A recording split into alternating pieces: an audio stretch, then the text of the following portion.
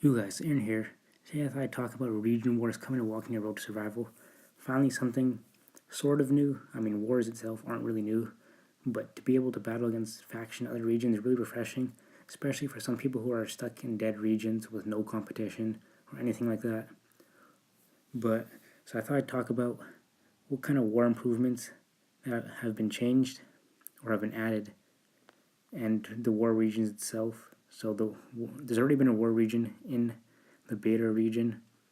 In the beta, I got to see what it was about. I didn't actually get to play anything, but I saw how it's going to work. But first, I'm talking about the war improvements. So basically, the general can now transfer being the general to another member of a war party for a given war match. So I know that's been a huge complaint of people that you can't choose who's general. So that's nice. And then your general can now vote to retreat from an unwinnable war match. Retreat is not available until 10 minutes into the match, and it takes 10 more minutes to fully retreat from battle. So that was another feature people were asking for, because people get held in wars, so other factions can move up the leaderboard.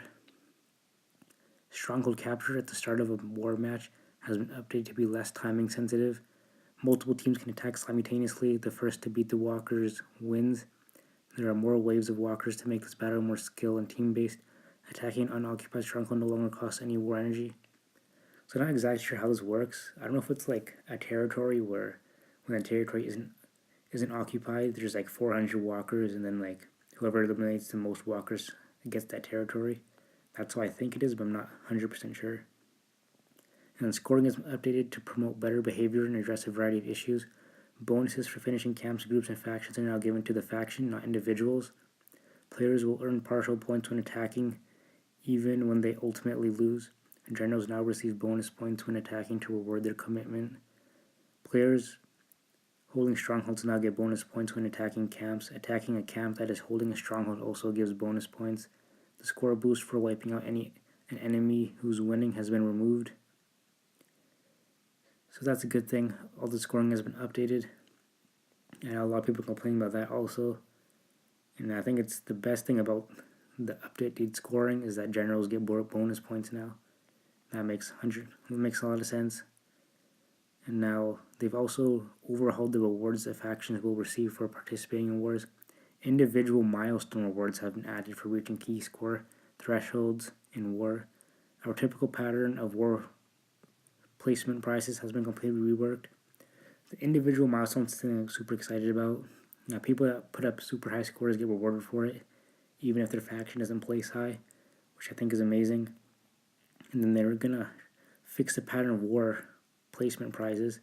I know the last couple of wars, like the third place reward has been better than second and stuff like that. But anyway, let's move on to region wars.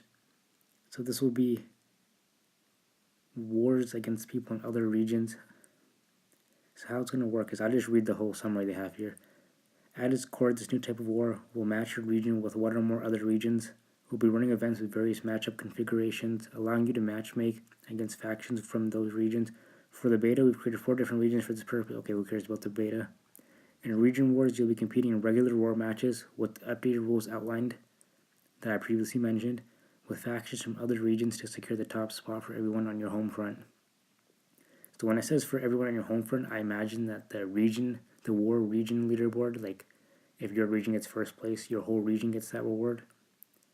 Even though I kind of don't agree with that, because I know there's going to be people that get that reward who don't deserve it, but whatever. That's going to be hard to change.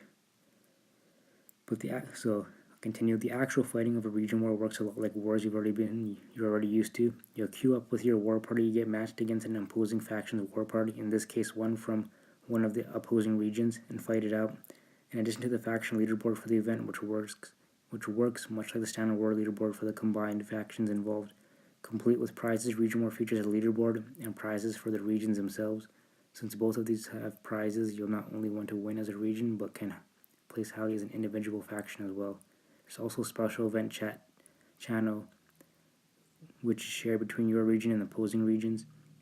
So basically now there's going to be 3 different types of awards you can get. Your regular faction leaderboard, so like in your region, your factions will compete to get first place, obviously. You'll have your milestone rewards, which will be added, and then you have your region leaderboard, which will have a bunch of different regions dueling it out for first place. So that's pretty cool. More rewards is always great. Surprises in Region War work like that of a regular war, including the inclusion of new milestone rewards and the revamped reward scheme overall. So that's all the info we have. The beta just had their Region War. It's over now. I think it only lasted like 4 hours or something like that. Hopefully it gets released to the public soon, because this is a great idea. I like the overhaul they're doing. Now, obviously it won't be perfect the first war, but they'll fix it over time. But yeah, I know I'm excited for this. Hope you guys are too. Thanks for watching. Peace.